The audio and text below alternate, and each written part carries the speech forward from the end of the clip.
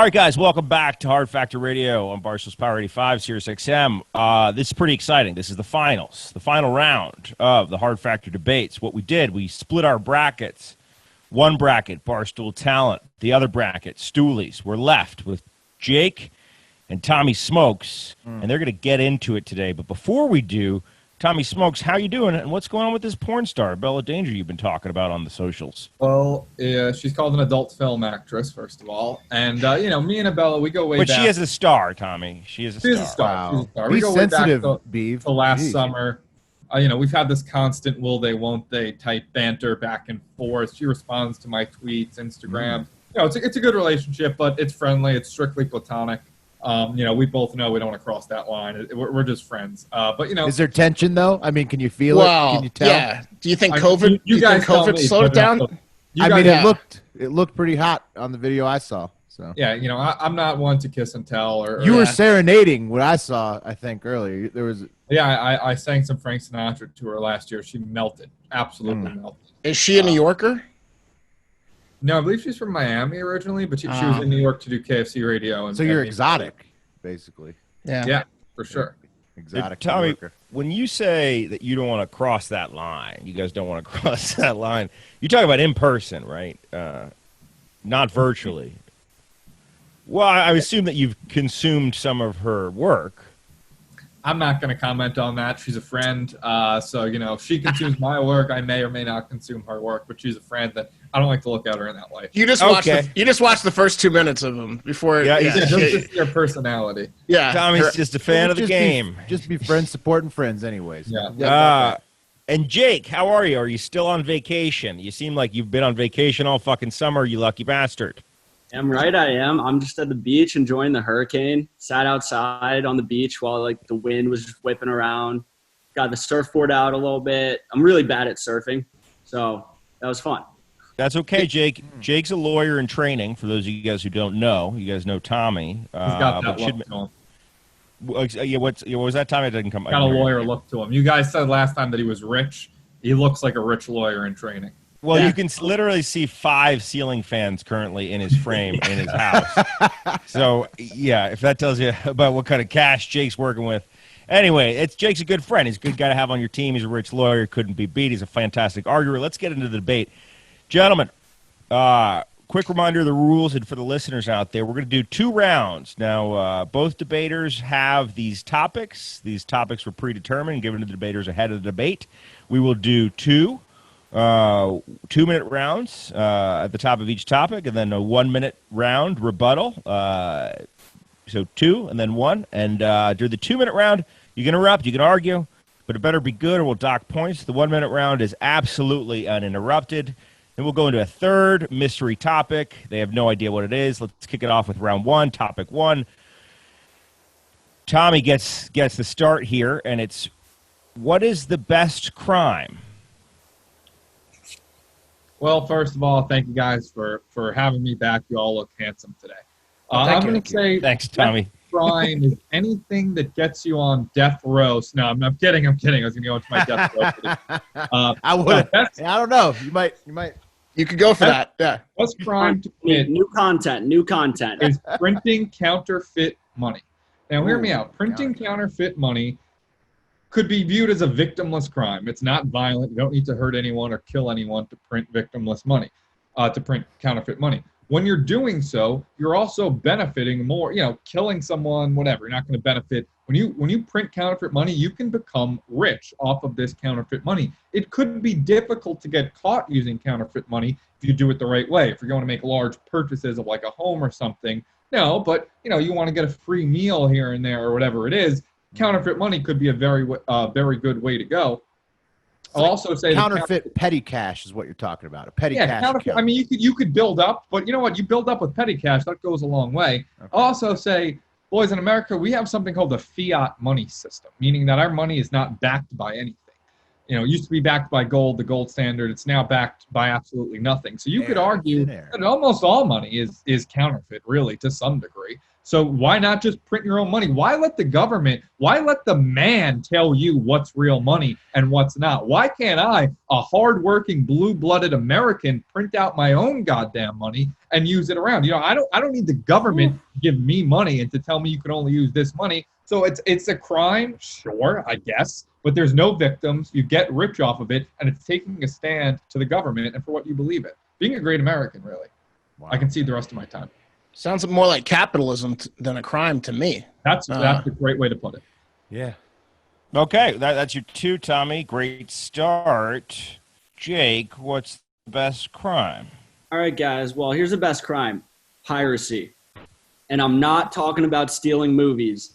I mean pirating. Going out on the 7 seas, skull and crossbones on the flag.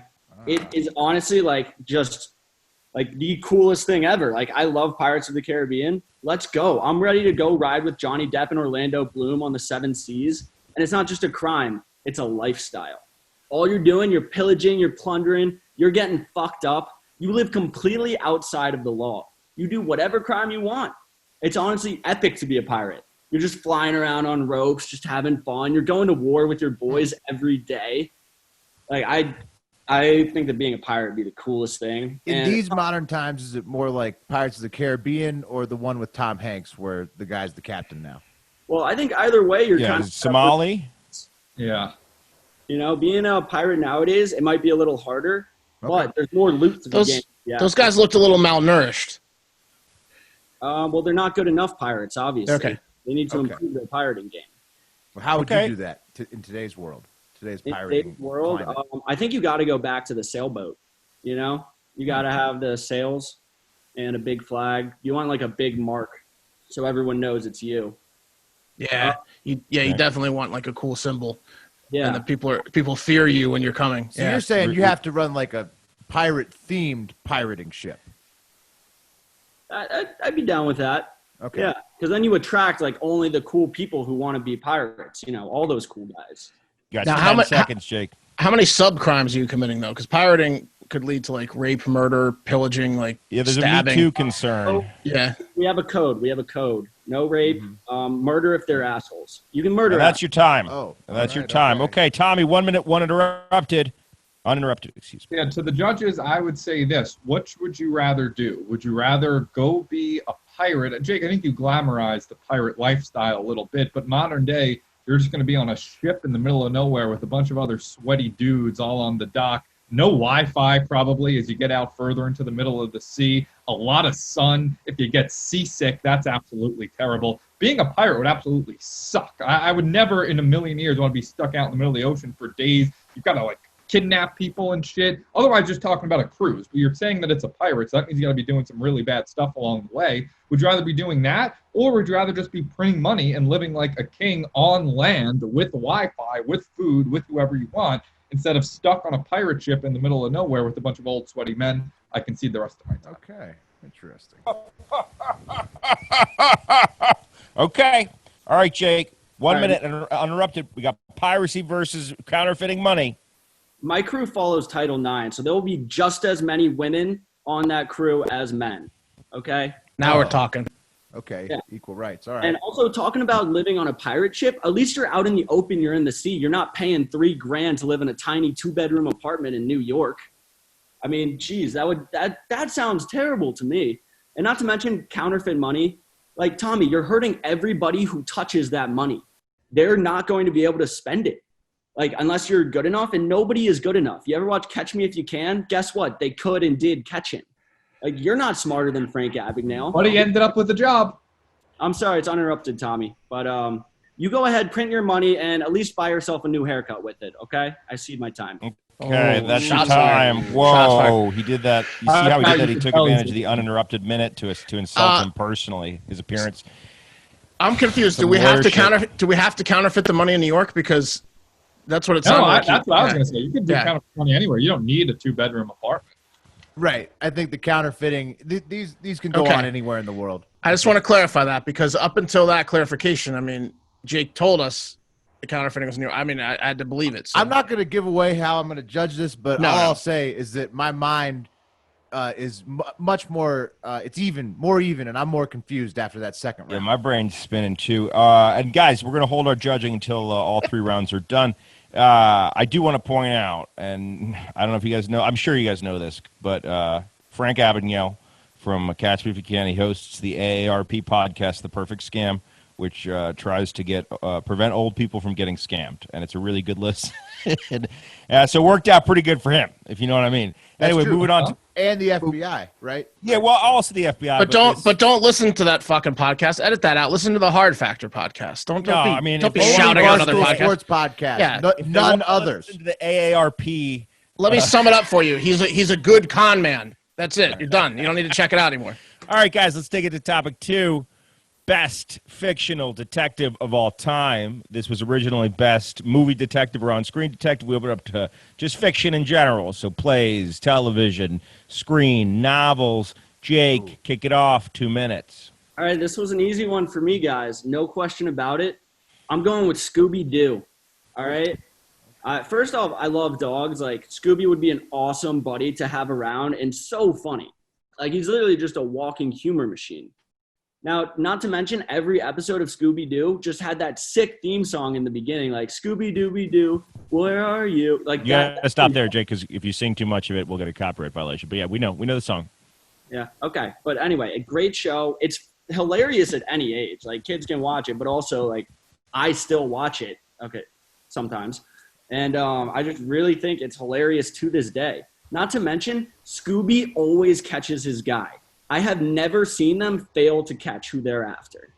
Now, on a deeper level, the show itself is all about dispelling myths and con men. It's often like the first time kids learn, like, oh, maybe we shouldn't trust everyone, you know?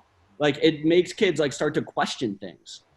Now, I know, like, one of the obvious ones is, like, Holmes. And, like, the thing about Holmes is you get Watson, but if you have Scooby-Doo, you get the whole Mystery Inc. game. Like, you get Fred and Daphne, and, like, they're just looking good. Maybe they'll let you watch them fuck if you're lucky. You've got, I know. And then you've got Velma, who's got all the technical know-how, and you can always just go get high with van. Yeah, Shaggy's got the dank for sure. Question for you, though. Oh, my God. Has the mask era with COVID sort of thrown this one on the side? Because then, you know, their whole thing was unmasking people. They might have trouble now. It's not really PC to do that anymore. Did Mission Impossible steal that from them? Well, I think they came out probably around the same time. The Mission Impossible and Scooby-Doo. Just like Michael Flynn, you're going to unmask him, all right? Okay. You're going to unmask the villains. All right. Okay. All right. Let's kick it over to Tommy. Tommy, best fictional detective of all time. Jake went with Scooby-Doo the dog. Yeah, Scooby-Doo, you know, not a bad choice, a cute choice. But one could argue, is Scooby-Doo a system detective? Is he just a product of the gang around him that Jake mentioned? I'm going to go with someone who's a one-man show. And you listed Sherlock Holmes, some other detectives. They're all fine detectives. But nobody is Inspector Gadget, who is half detective, half bionic man with bionics built into his hat, built into his body, built into his coat. That takes him on a whole other level of being also a great theme song. That I was about to say it might be a better theme song. Cause I had that as my ringtone for a while.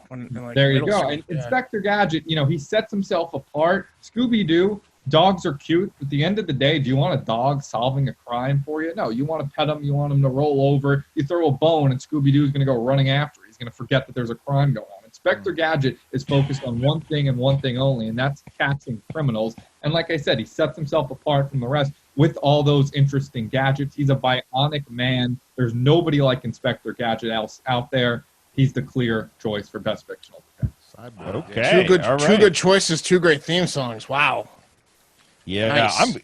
I'm really glad you guys both went cartoon detectives. Can we listen? I know you know what? I'm gonna go ahead and stop you there. I'm not. There was a lot of real life, fictional detectives. Okay. I thought could have trumped both of these, but two of the three of us are pleased. You can't please them all. It's okay. Beef.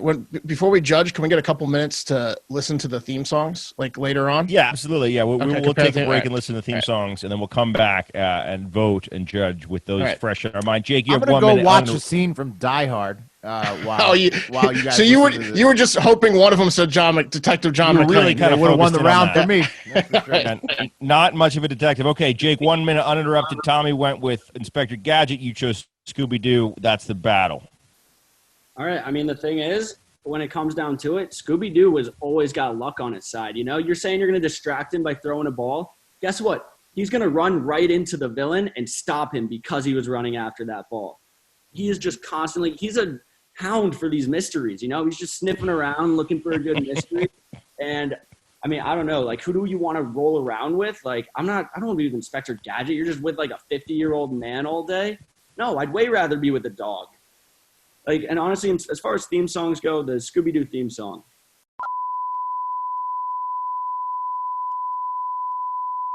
What did I say, Jake? You got to turn this shit off. We don't have permission to play the Scooby-Doo. We have explicit permission to not play the Scooby-Doo. We just theme got song banned on from Barstool YouTube. Radio. Okay, that's okay. All right, okay. I think it was a short enough clip, but your time is done there, Jake. That was a major. I don't know what we're gonna do there. You put the whole station in jeopardy there, Tommy. 1 minute uninterrupted. First of all, tisk, tisk, tisk, Jake, for playing that theme song when we did not have directions to. But I think you actually brought up a good point in my favor by saying that Scooby-Doo has luck on his side. Is he just get lucky? Luck runs out eventually. Is you always going to rely on him just happening to find the killer when he goes and chases after a ball or whatever? Inspector Gadget doesn't rely on luck. He relies on skills and skills only. He can't be so results-oriented. You have to be process-oriented. And Inspector Gadget's process is flawless. He looks into each case. He's got gadgets to help him do incredible shit that other detectives, definitely no other dogs, can do. So, yeah, Scooby-Doo, like you said, he does have luck on his side. Inspector Gadget, he's got skills on his side. Yeah. Wow. Yep, that's your minute, Tom. Okay. You guys both make a really compelling argument. Done. Man. Round 2, done. Let's kick it over to the mystery round. Guys, does anyone have any questions before we go? No, I've got a lot of thoughts on that round, but we're going to save them. It was really riveting. I'm really glad we're here in the finals. If you're just joining us, this is Hard Factor Debates. You're listening to the Hard Factor News Boys, and we have Tommy Smokes debating Stooley Jake in the finals of our Stooley / Barstool Personality Debates. We're going to the mystery round, the third round. The debaters have no idea what this subject is. And I believe this oftentimes, I think all but one debate was decided in the mystery round. So this is for the whole this is huge. Yeah. And it goes back to Tommy to kick this one off. Tommy, between you and Jake, who's had a more embarrassing moment in their lives happen to them? And what is it? What's your most embarrassing moment? Yeah, what's your... Am I arguing that I've had a more embarrassing moment? Well, if you have, then maybe, yeah, you'd better give evidence. Best embarrassing so I'm moment. arguing for my own embarrassing moment. Mm-hmm. If you want to win. Yeah, if you want to be the winner of this debate. All right, so I will go with my most embarrassing moment of all time, which was a dark day for me. It was March of 2019, and it was at a unnamed sports book in New Jersey. And, you know, I had been there to be relied on to be Dave's good luck charm coming off the 2018 March Madness run. Right, and the day started, and my luck wasn't there. I believe Yale beat LSU. And Dave, he called me a cum rag, and he took the headsets off my head, threw it down. I got kicked out of the casino. I had to take an Uber all the way back to New York City. Thousands of people watching online, thousands of people in the casino. And just like that, this reputation I've had as a good luck charm was down the window. And I've been called imagine getting called a cum rag by people online. Is there anything more embarrassing and demeaning than that? I can't. Only my mother can call me a cum rag. I know what you mean. Yeah, it's a family-only thing. But for people online who don't even know me to say, "Oh, you're a cum rag, you lost your luck," you'll never forget that moment. Dave Portnoy, one of the most powerful, important men in the world, telling you that you're a cum rag and just interviewed Trump last week. That'll and stick with you. Yeah. Tossing your headphones away. It doesn't get much more embarrassing than that. I don't know what Jake's going to say, but I imagine, it's hard to beat that. Okay. Jake, 2 minutes. 1 minute. I mean, honestly, at first I would have said Tommy had the more embarrassing story, but so this is back in my high school football days when I was a junior and I was on the varsity, but I didn't really play. Okay, I was on kickoff, kick return, and Special teamer, grit. Exactly, all about the grit. We're playing collegiate. We're crushing them. It's 27-10. There's like 2 minutes before half. They march down the field, score on us, and then so I'm on the second line on the kickoff team or kick return team. So 27-17, minute to go in half, and they kick the ball right at me. Like it's like a line drive right at me, and I try and dive for it, but the ball bounces off my helmet. They recover and then score a touchdown before halftime, and I was crushed. Like I'm not kidding. Like I've go to the school for 10 years. I've always wanted to be on the football team, and I just blow it. Like the one time I have a chance to do something right, and it is bad. I'm just hanging my head. I'm literally going back to the sideline, just head down, like ashamed of myself. Didn't get invited to be on the hands team, huh? You like Jose Canseco'd it when he tried to catch the ball and then went over the stadium home run. Yeah, bounced right off my helmet. I'd like to thank both you gentlemen. Those were both brutally embarrassing moments, and I appreciate you guys sharing those with us for this competition. We saved it for the finals to embarrass our finalists. Let's take it to the judging. Mark, you want to walk us through round one? Sure. It's best crime and why. Tommy went first, and he picked counterfeiting or printing money, same thing. And Jake went with piracy, and it's all-encompassing piracy. And I will admit that there was a time in college where I wanted to be a pirate, and I would tell that to girls as a line, and it worked a lot. Just the conversations. Well, what's a lot? You like the guy in Dodgeball, Steve the Pirate. Right. Yeah. I know. And then I was like, well, I did like the Title IX type thing. I was like, yeah, of course there's going to be women pirates. You want to be a pirate? And then that's, that worked out well, the beef. You and Jake had the same brain. Yeah. So I guess I'm going to have to go with pirate. Yeah. Jake. Okay. All right. Okay. Remember, guys, Tommy smokes counterfeit money. Jake selected piracy. Which piracy we're not sure. Will, where's your head at? Yeah. I feel the feeling about wanting to be a pirate. That question was like when Tommy was like, who would want to be a pirate? For a second, I thought, well, that would be kind of cool with the ropes and the rum and everything that Jake was describing. But Tommy then also said that counterfeiting is he misspoke, but he said counterfeiting is victimless money. And that really just stuck with me. Put that on a T-shirt. Yeah. And when he said that, and then he started attacking the no gold standard, and I just was ready to run through a brick wall and start a counterfeiting operation right then and there. And I mean, Tommy took the round for me.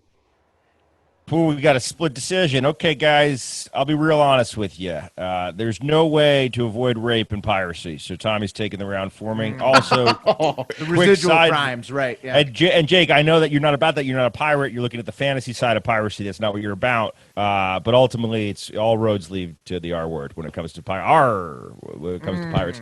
But I will say this, Tommy, and this is interesting. Something we need to get changed. I was making a thumbnail for Hard Factor last week. Copied an image from Google Images that had the reuse license, right? It was of money, pasted into Photoshop. Photoshop would not let me paste a photo of money into Photoshop. They gave me a warning saying you can't augment U.S. currency in this program. And to that I say, fuck you, Adobe. Let's take it on to round two. Will, give us a recap. Yeah, so round two was best fictional detective of all time. And I stated during the debate that I was upset with both of you because nobody picked Detective John McClane from the Die Hard series. Would you would have also accepted John Kimball, right? You would have accepted Kimball. Any Dr. Richard Kimball also would have been because he does detective work in that movie, The Fugitive, to figure out who is the one-armed man. Harrison Ford. Okay, that's a me problem. All right, so the choices were Tommy chose Inspector Gadget, Jake chose Scooby-Doo, and I thought that those were both excellent choices. In fact, I was really thinking Tommy had the edge with calling Inspector Gadget a skill guy and how he relies on his cyborg nature to sort of, outskill the competition or the criminals. But then it made me think, do you want a dog or a robot as a friend? And then Jake was talking a lot about Scooby-Doo, and that's a dog, and I'm not ready to go robots over dogs. Tommy, yet. hold on. Tommy's got something to say before you. The question wasn't which detective would you like to be your friend. The question was which is the best detective. Yeah, but Tommy, you see, the thing is this. You need to think about which one would you be friends with, because then you can trust it. I can't trust a robot yet. And Jake, talking about the dog detective versus the robot detective brought it in my mind. I realized I wouldn't trust Inspector Gadget. So Jake gets around Scooby-Doo. Okay, Mark.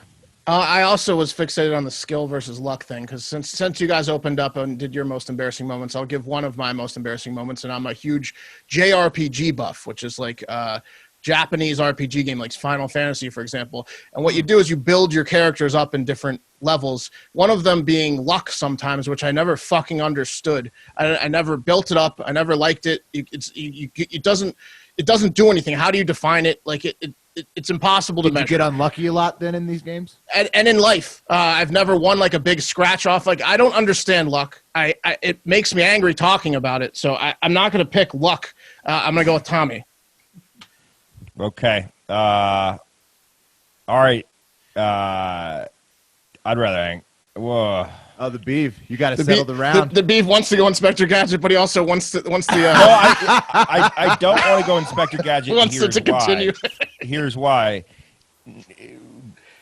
You guys know I'm somewhat spiritual, not an organized religion guy, but a spiritual guy, and I believe that whoever our higher power is going to engineer the nose of a dog to be a detective more effectively than man can in any way, shape, or form engineer detective skills into a cyborg. So I'm going Jake with Scooby-Doo, the dog.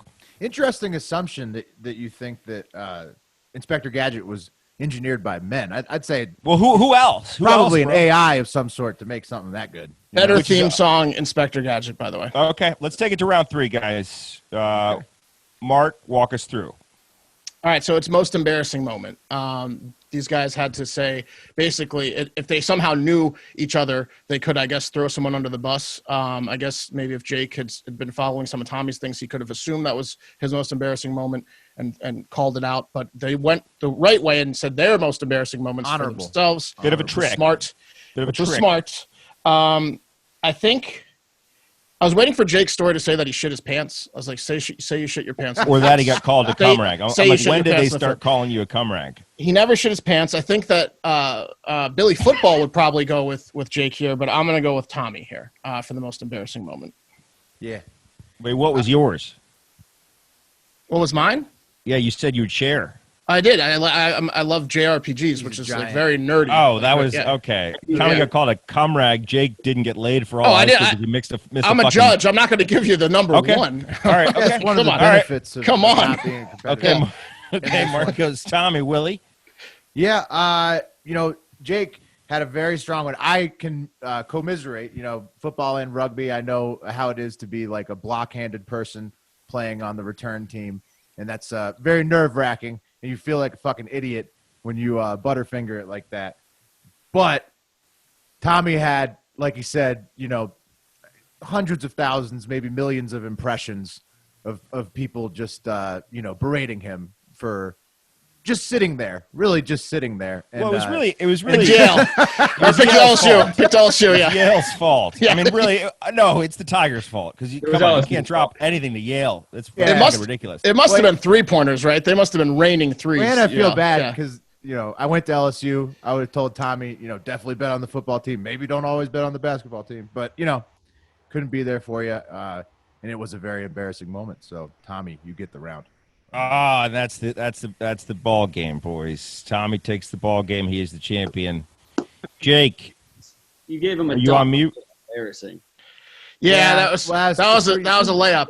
Who's gonna be more like? Come on, it's Tommy Smokes. He's like. Oh, right. You're saying that was some home cooking with the question? You think? Well, his moment's more viewed, but you could have a very embarrassing moment that you would have gotten what, to Jake, talk about. Was there a social repercussion for this? Did you get dumped?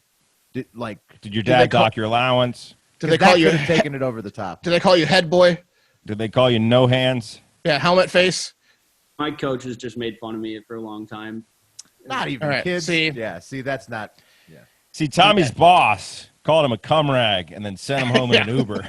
Yeah. Winning this debate is great. Winning it by arguing that I'm a cum rag, not the most victorious moment, but I'll take it. All Well, I right. hope Abella Danger hears that story because she knows a little bit about that. And guys, Oh, come thank on. you guys. Well, no, I mean, what do you mean? If you're a porn star, you're going to hear about cum rags, or you're going to know about adult it. film star, Adult please. film star. We've established this. And I think she's moving So now into I'm like the pirate. Now Yeah, I'm the pirate. She's moving into serious roles, I think. Who's the captain now? It's Tommy. He's Okay. the champion. Like Sasha Got- Grey, right? Yeah. Guys, thank you so much for being a part of the Stooley Barstool Personality Debates here on Hard Factor Radio, Barstool Power 85. That's going to do it. The dozen is up next. Thank you, Tommy. Thank you, Jake. Any parting words? No, thank you guys for putting this together, and I can now proudly say I'm a 2-time Barstool debate champion, best debater at Barstool. I'd argue that I am. Wow. You came back from near death because really, I kind of gave you round one. That Well, was, yeah. You know, I think Ellie you- Schnitt really Yes, has. I maybe, think you- maybe we need to run back round one. You were the best debater, but Ellie Schnitt might be one of the best debaters at Barstool too, because Will went to try to extend the game and didn't pick his favorite holiday of Thanksgiving in the first but round. And I after don't that, feel- you've been crushing people. I don't but- feel bad about it at Yeah. all. Like you said, I unleashed a buzzsaw on the We're- rest of the competition. I think I just Yes. woke you up, Tommy. There you Exactly. A little, and as Jake said, sometimes you need luck on your side. So maybe that's what happened there. And let Yeah. me use my skills the rest of the way. I love it. And Jake, we're going to miss you. Let us know when you can have us all at your sick beach house. go. Yeah, invite us to your beach house. Please read Boner Dogs. It's really funny. I worked hard on it. Took me like an hour. Like Jake has submitted a sample script for Boner Dogs. Yes. So, okay, we'll do that. Thanks, guys. The dozen is up next.